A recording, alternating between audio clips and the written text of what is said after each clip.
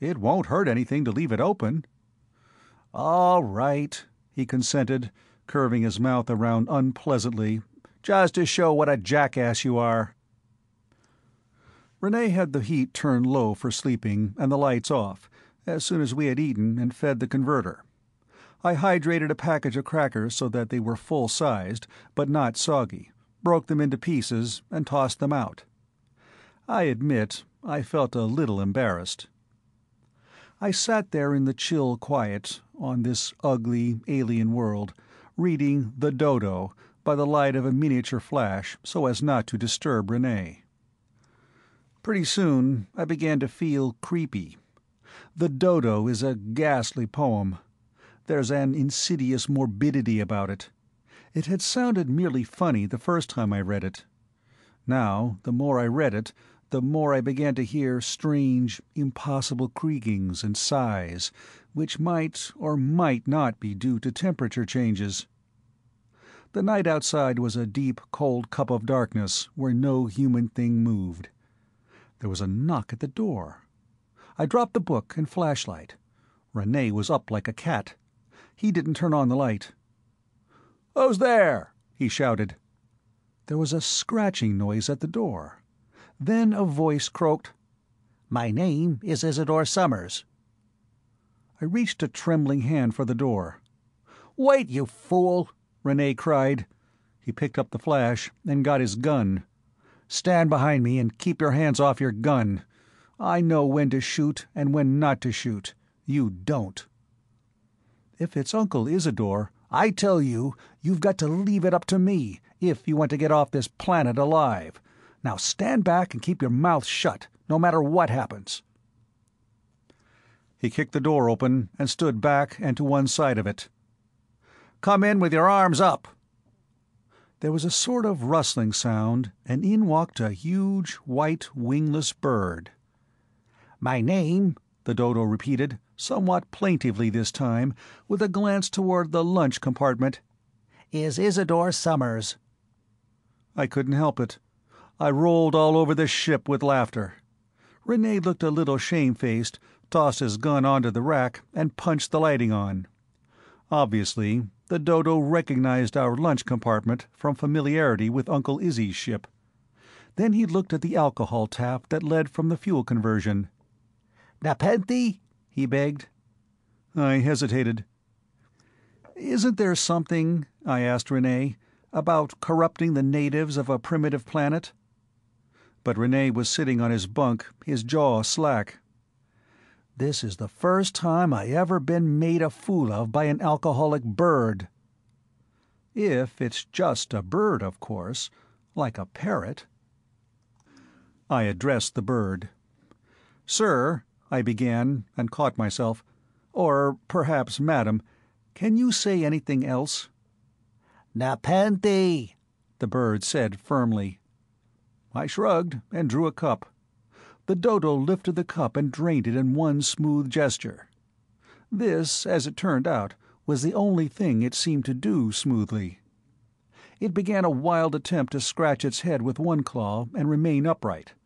Then, abandoning all dignity, it rolled to its side and scratched furiously to satisfaction. After that it began what looked like a hopeless attempt to right its awkward body, legs struggling in the air and back bumping around the ship.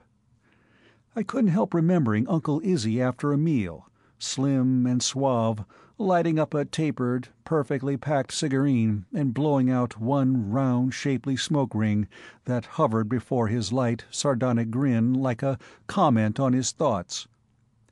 An uncomfortable comparison, I shook myself to life. I righted the bird, no small problem, for he weighed almost 200 pounds. "Well," Renee finally said, coming out of his mood, "now that you have this bird, what are you going to do with it?" "I had thought it might lead us to Uncle Izzy's fortune," I explained.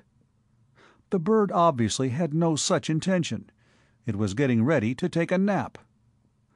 "A night bird," I told it approvingly, "shouldn't take a nap in the middle of the night."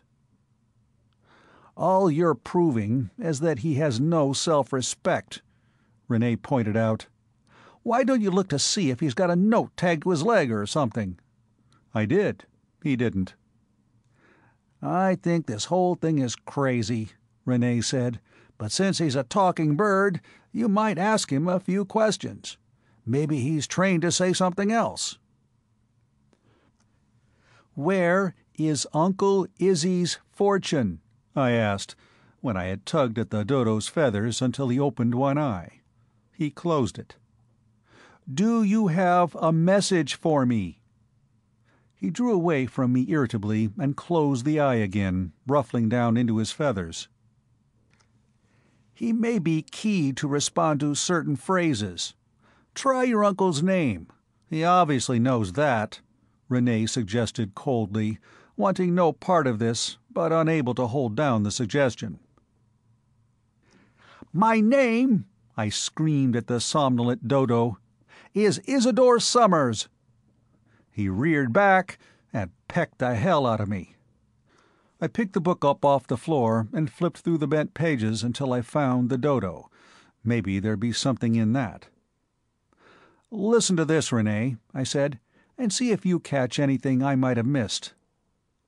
Renee looked discomfited, but he didn't stop up his ears. When I came to the part, "Tell me what thy lordly name is, on the night's Plutonian shore," the dodo looked up and said, "Isidore." Clearly this was it, although I couldn't recall that any of the questions in the poem were to the point. I got to, "On the morrow he will leave me, as my hopes have flown before," and then the bird said— "Ask me more," said the dodo without missing a beat. I read on, getting excited. "Quaff, oh quaff this kind nepenthe, and forget this lost Lenore." Quoth the dodo— "Give me more," he supplied, pointing his beak at the alcohol tap. I gave him another cup and continued, sure that he must be going to say something relevant to Uncle Izzy's fortune. Is there balm in Gilead? Tell me, I implore." Quoth the dodo— "Probably not," the dodo said, breaking the grill-chop rhythm at last. "But there are perfume trees on Alvarla." "Perfume trees?" Renee shouted. "That bird's lying. It's impossible." "Shut up," I yelled at him. "The poem's not over." I read on, somewhat ashamed of having to say such inhospitable words to a dodo who had been, after all, cooperating with me. "Take thy beak from out my heart, and take thy form from off my door. Quoth the dodo—" "I was just leaving," the bird said, and struggled to his feet and went and stood by the door expectantly. I got up. "Wait!" I commanded the bird, who couldn't do much else because the door was closed. "Do you know what perfume trees are, Renee?" "Yeah, I know what they are, and they don't grow on this planet. You can take my word for it. They need a warm, moist soil to germinate in. They need to have their soil cultivated every day for a year. They die fast on contact with any sort of industrial fumes. They die in captivity, like some wild animals. They die if you sweat on them. They die if you breathe on them. They need to start off warm and get colder every month until they form their flowers. Then they need a frost for the pods to fill with the perfume, along with the seeds." "There aren't any industrial fumes here," I pointed out, "and they could get plenty of frost." "That's all they'd get. Where's the warm, moist climate to germinate in? Where's the parasitical runes to cultivate their soil? The urns couldn't exist without their glees, and the glees can't exist without— Never mind. The only place perfume trees can grow is on Odoria, and that's why the perfume is worth $2,000 an ounce." "I have never heard of anything," I informed him, "that spelled Uncle Isidore so exactly." "He always said, 'If it can't be done, I can do it.' Well, there's only one way to find out. Surely there's something on the ship I can wear." "You mean you're going out into that frozen ink pot after that idiotic bird?" "That's exactly what I mean." "For Pete's sake, You're as brainless as the bird is."